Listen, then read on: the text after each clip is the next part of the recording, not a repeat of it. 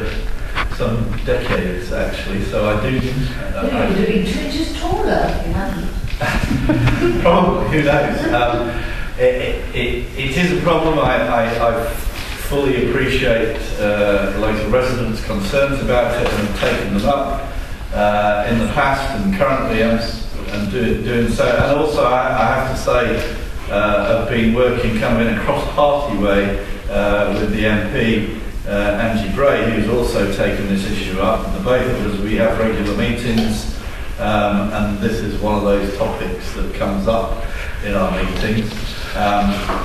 There are issues in terms of how much enforcement the council can do, but we're seeking to maximise the amount of enforcement that we can make. We've issued warnings, we've challenged planning changes that they've made to the plant there. Whether or not there's a long-term solution to move them away from that site and onto Park Royal, I'm not so sure. All of the finances are driving them to stay in that location. What are they actually doing? Because they come in through, they get their aggregates through the rail. So. But in the latest framework for that area, which goes on for I think 10-15 year plan, is to keep them there. That's official, that's council policy. So why are you saying this when that's not going to change? Why are they given protected status? Exactly. That's right. If you put anything further down on that, I'd love to know. Why don't you upstairs and we'll come back to Nicola and the people about. There are issues about the length of time which some of these companies have been in that location, and therefore it's not possible because of the length of time that they've operated on the premises for us to actually be pretty robust in terms of our actions as a council against them. There's only so much we can do. In terms of how we operate the local development framework, as you rightly say, that land is still there for industrial use, and that is driven by the fact that the railway sidings are there, and it provides employment. Now, whether or not we can get more suitable industrial uses on that site and less polluting industrial usage on that site, that is the challenge, I think. So, no, can I have Nicola and then the lady behind her? Right, the PM10 levels are very excessively high, constantly year on, year out. And every year there's been a failure to be within the permitted levels as given by the EU. Now this has come from the King's College website, so that's pretty accurate. The Ealing Council website seems to be completely different to that of the King's College, which is monitoring the site, so it's a bit needs sorting out. Now the Hanson's facility has been built or extended without planning permission. How was that allowed to happen? Many questions, because I think two and two. Behind you to ask something. Just one more question. Okay. Why the council doesn't or isn't taking a more proactive approach to tackle polluters? For example, I'm going to ask directly, why do Hansons get such an easy ride? I'd like to know what they actually do on the site.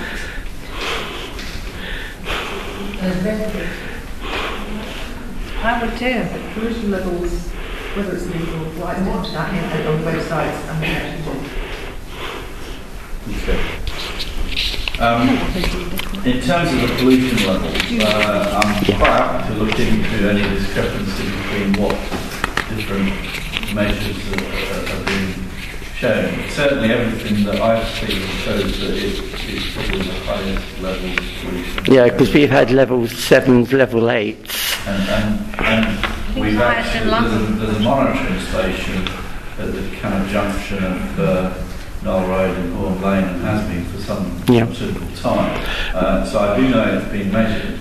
Obviously, you've got all of the pollution from the A40 as well as... No, that only records level 2s when we have level 7s. Stack up that up, definitely not. Well, the Western Avenue and the Hanger Lane monitors are consistently lower than the Horn Lane monitor. I'm not saying that. So how can They not? actually. I'll just finish. How can the Hanger Lane There's some photos. There's some photos Tell on me table. about how bad it is. I live there, I breathe it, I know how bad it is, and I'm not making excuses. You were just about to say. Well, I'm saying that you've got a congruence of all kinds of pollutions at that point. What we can do to make it better. What Sure. we can do to make it better. Well, I mean, if you look at those pictures there, you can see there's very high residential area. sure. In terms of the pollution levels, there have been meetings with the Environment Agency. I'm happy to myself go and speak to the Environment Agency, and you know, if people want to, as a result of tonight, give me more detail that they have. I'm very happy to go to the Environment Agency. Acton W3.com has got lots and lots of information on it. It That has had for monitor in months. Horn Lane has been there for 8 years. 8 years it's been there. The last meeting I was at with the Environment Agency, they stated they were still unable to identify a particular single major cause of the pollution in the industrial estate. All they said was, it's very difficult. There's been 8 years of monitoring and careful, endless data collection. 8 years, and we're no further ahead.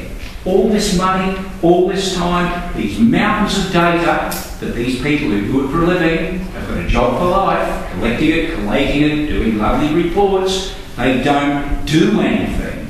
Action. Fine somebody. A nice £20,000 fine for a major perpetrator might find the whole estate gets shitty up and cleaned up. Well, Going and Percy were fined in 2009. Well, let's not name names. I think we all know if you walk down there on a summer's day and see the filth coming out of that estate, where most of it's coming from. Okay.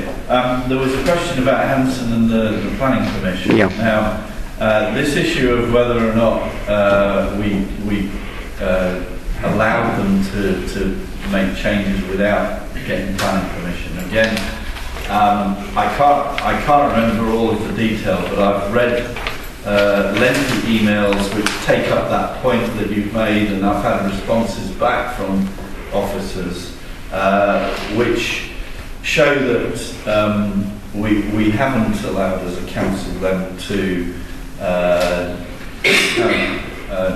do things as they shouldn't do, and we have taken robust action against them. I'm very happy to share those emails with you again, so that you know you can see from the council's side that we've not been remiss. Well, if they've breached planning laws, then those issues, yeah. Does anyone apart from Oscar and Nicola who wants to talk on this particular issue? Is it just the two of them? Because I sense several people at the back also interested in this as well. No? Have you got these two? Okay. Can I just add a point about the Hanson Cement Plan? They applied for a lawful development certificate. A couple of years before that, in fact about 6 years, they applied for full planning permission. They didn't build a new plan. Next time around, they suddenly decide they're going to go for a lawful development certificate, the backdoor way to build this plan. So they built the plan first, then the council gets on their case, mainly because SHWAP, Stop Horn Lane Pollution, gets on the council's case. So the council does something, that's well and good. The lawful development certificate is refused. Council says, right, Hanson, you've got to now apply for full normal planning permission. I have sent 5 email requests to your planning department asking what is happening with this planning permission situation. 5. 1st of October, 22nd of October, 1st of November, 6th of November and 18th of November. I've not even had an acknowledgement, let alone a reply. 5 emails. It's a dysfunctional department. Okay. Completely. I'm happy to kind of take it up for you and first thing tomorrow see if we can get a definitive answer on what the current situation is. And It's clearly that, unacceptable. It's no, I not accept acceptable. that. Five It's not, emails. no, It's a farce. no, An absolute I accept that, but it's not acceptable, and It's beyond that. I will personally take it up first thing tomorrow morning with the Director of Planning and get an answer for you. So maybe afterwards we can speak and you can give me your email address. Why is the leader of the council having to get involved in an issue like this when a council taxpayer sends 5 emails on a very important subject matter representing 2 organisations, Schlap and Rara, so they're official, not just individual. I think that's the point of him being here, And that he they knows get about this and can take it up, otherwise there wouldn't be any point. I mean, these things happen, and if you get somebody to do something, It's unacceptable. It's simply unacceptable. Chair, can I suggest we move on? yes, the lady again, Given this group a fair view, it's time for other issues